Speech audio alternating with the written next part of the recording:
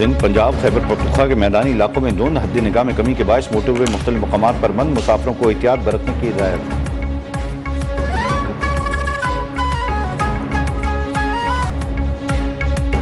Article 62(f) के तहत ताहयात नाअहली खत्म, नवाज शरीफ और जहांगीर तरीन के रुकने पार्लियामेंट बनने की राह हमवार।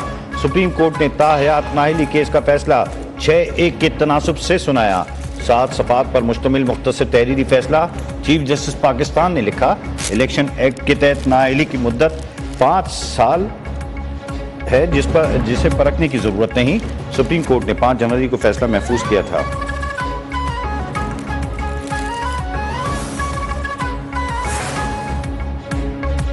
जस्टिस याया अफरीदी का अक्सरियती फैसले से इख्तिलाफ, कहा समीउल्लाह बलोच फैसला दुरुस्त था। 62(f) के तहत नाअहली ताहयात भी नहीं है, नाअहली अदालती फैसला मौजूद होने तक है।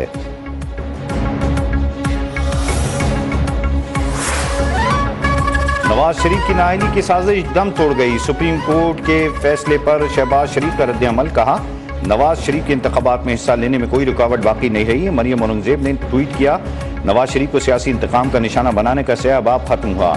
अब्दुल अलीम खान की भी नवाज शरीफ और जहांगीर तरीन को मुबारकबाद, कहा सुप्रीम कोर्ट का फैसला खुश आइंद है। फिरदौस आशिक अवान बोली, सियासी नुमाइंदों का पार्लियामेंट फ्लोर तक पहुंचना बुनियादी जमहूरी हक है। लाहौर में लीगी और लोधरा में IPP कारकुनान का जश्न, भंगड़े, मिठाइयां तकसीम की।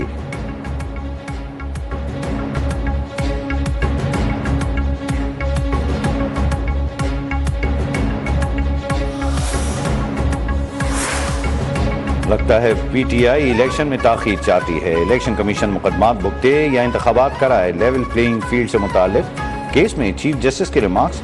लतीफ खोसर की दफा 144 और MPO की शिकायत पर कहा, ये कोई सियासी फोरम नहीं, दुखड़े ना सुनाएं। आपको किसी इदारे पर यकीन नहीं तो क्या करें। PTI के 76% उम्मीदवारों के कागजात नामजदगी मंजूर हुए। कि आप चाहते हैं 100% कागजात दुरुस्त करार दिए जाएं।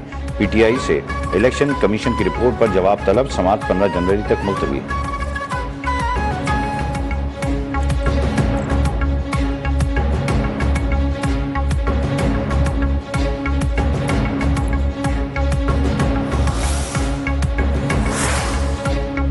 PTI को बल्ले का इंतखाबी निशान मिलेगा या नहीं। सुप्रीम कोर्ट ने पेशावर हाई कोर्ट के फैसले के खिलाफ अपील 10 जनवरी को समाअत के लिए मुकर्रर कर दी।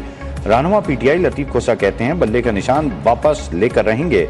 लेवल प्लेइंग फील्ड केस में इलेक्शन कमीशन और चीफ सेक्रेटरी की रिपोर्ट के एक-एक नुक्ते का जवाब देंगे।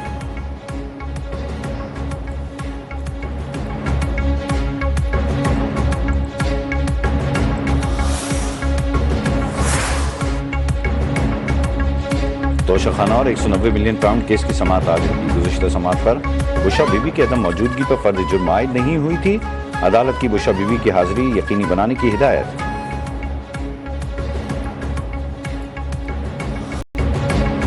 सब तैयारी करें, इलेक्शन 8 फरवरी को ही होंगे। बिलावल भुट्टो का 2 टोक बयान, कहा सेनेट तो क्या, क़ौमी मुत्तहिदा की करारदाद से भी कोई फर्क नहीं पड़ता।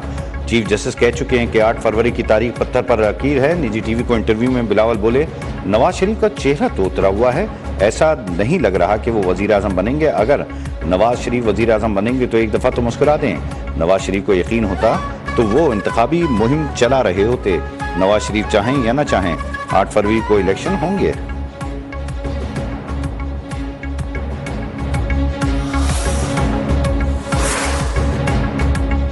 बिलावल भुट्टो चाहते हैं कि उनका हाथ पकड़कर इख्तिदार में बिठा दिया जाए। नून लीग के सीनियर रहनुमा एहसन इकबाल की बिलावल भुट्टो पर तनकीद, कहा बिलावल वक्त के साथ मैच्योर होंगे, ट्रेनिंग पर तवज्जो देनी चाहिए, उनके बयानात को संजीदा नहीं लेना चाहिए।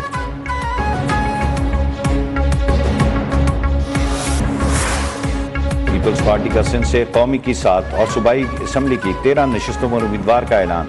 NA 192 कश्मीर से मीर शब्बीर बिजरानी, NA 270 से नवानुल इस्लामुद्दीन उम्मीदवार होंगे।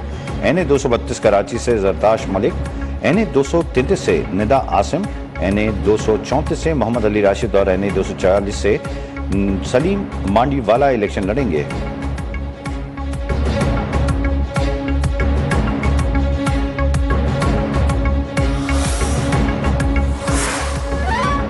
MQ और नून लीग के रहनुमाओं की कराची में बैठक, सीट एडजस्टमेंट पर गुफ्तगू। मीडिया से गुफ्तगू में अमीनुल हक ने कहा कि नून लीग के साथ मुज़ाकरात अच्छे माहौल में हुए। सिंध में वज़ारत आला का उम्मीदवार MQ और नून लीग का मुश्तरका होगा। एमक्यूएम वजीर आजम के लिए नवाज शरीफ को वोट देगी। राना मशहूद बोले, आज चीजों को फाइनल कर दिया, चंद रोज में ऐलान कर दिया जाएगा।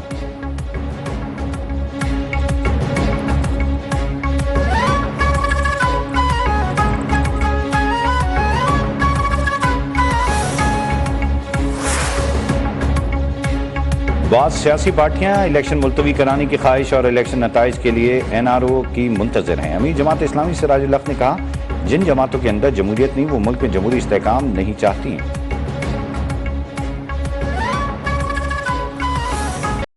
गाज़ियाने वतन को सलाम। पाक आर्मी के मुजाहिद रेजिमेंट के सिपाही ज़रक सईद दलेरी की जिंदा और ताबिंदा मिसाल।